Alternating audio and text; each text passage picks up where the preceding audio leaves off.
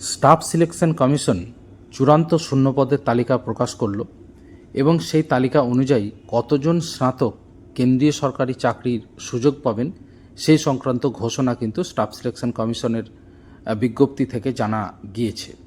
2025 সালের combined graduate level এক্সামিনেশনের মাধ্যমে, অর্থাৎ যেটাকে সংক্ষেপে সিজিএল বলা হয়, প্রথম পর্বের পরীক্ষায় উত্তীর্ণদের জন্য চূড়ান্ত শূন্যপদের তালিকা প্রকাশ করেছে স্টাফ সিলেকশন কমিশন এবং তাতে দেখা যাচ্ছে প্রায় 15,000-এরও বেশি শূন্যপদে কিন্তু নিয়োগ হচ্ছে। আপনারা জানেন যে স্টাফ সিলেকশন কমিশনের মাধ্যমে কম্বাইন্ড গ্র্যাজুয়েট লেভেল যে পরীক্ষা, সেটি একটি অত্যন্ত উচ্চমানের পরীক্ষা। কেন্দ্রীয় সরকারের আপার ডিভিশন অ্যাসিস্ট্যান্ট থেকে শুরু করে বিভিন্ন বড় বড় চাকরি হয় গ্র্যাজুয়েট লেভেল যে পরীক্ষা সেখান থেকে। এছাড়া কম্বাইন্ড হায়ার সেকেন্ডারি লেভেল পরীক্ষা থেকেও কেন্দ্রীয় সরকারের অনেক বড় বড় চাকরি হয়।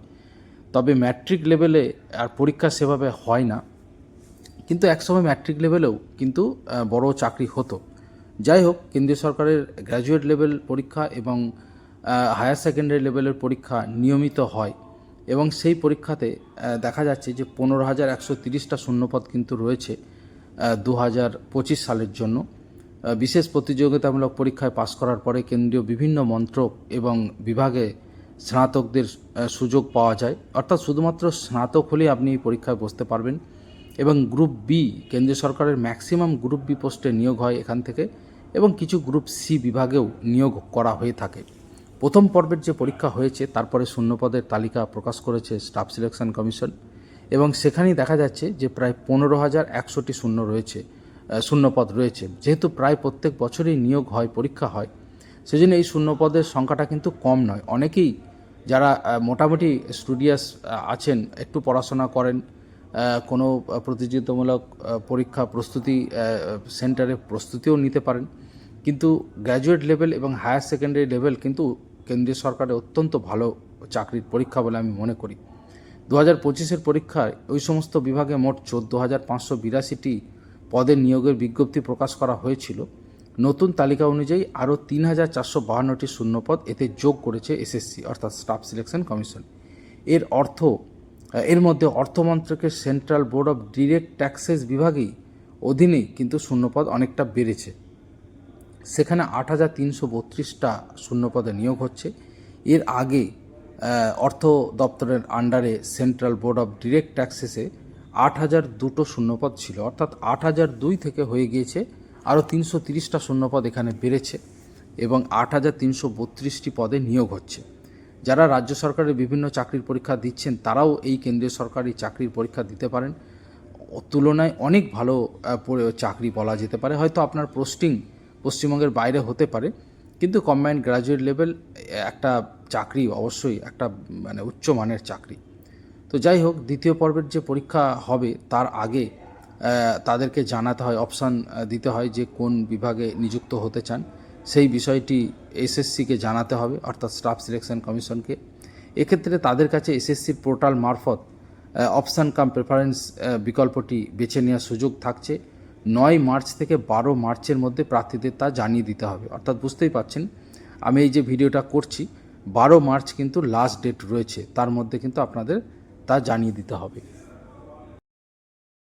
সংশ্লিষ্ট পরীক্ষার মাধ্যমে কেন্দ্রীয় মন্ত্রক ও বিভাগের অধীনে inspector, assistant section officer, auditor, accountant, tax assistant, upper division clerk, office superintendent সহ বিভিন্ন পদে কর্মী নিয়োগ করা হয়ে থাকে।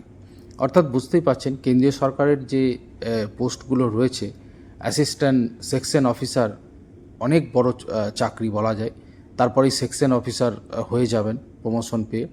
ইন্সপেক্টর র্যাঙ্কে যে চাকরি কেন্দ্রীয় সরকারের বিভিন্ন ইনকাম ট্যাক্সের আন্ডারে অডিটর, অ্যাকাউন্ট্যান্ট, ট্যাক্স অ্যাসিস্ট্যান্ট, এই যে সমস্ত পোস্টগুলো, এবং আপার ডিভিশন ক্লার্ক, অর্থাৎ লোয়ার ডিভিশন ক্লার্ক নয়, আপার ডিভিশন ক্লার্ক বা আপার ডিভিশন অ্যাসিস্ট্যান্ট এবং অফিস সুপারিনটেন্ডেন্ট, এই সমস্ত পোস্টগুলো সেন্ট্রাল গভর্নমেন্টের কিন্তু বিরাট মাইনের চাকরি এবং উচ্চ সম্মানেরও চাকরি। শুরুতেই অন্তত 60-70 হাজার টাকা বেতন রয়েছে সিজিএল, বা আরও বেশি হতে পারে।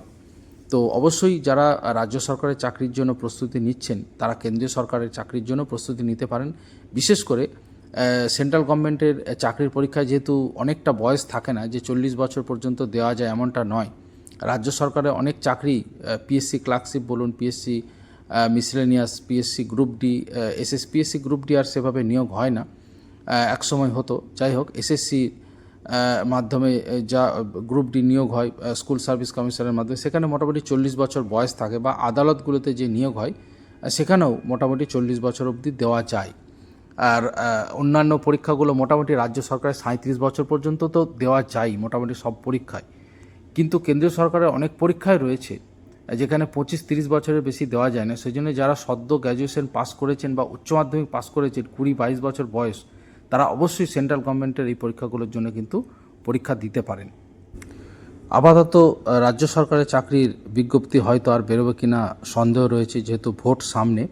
কিন্তু তাও শেষ মুহূর্তে যদি কোনো খবর পাই, আমি অবশ্যই চ্যানেলে পোস্ট করব।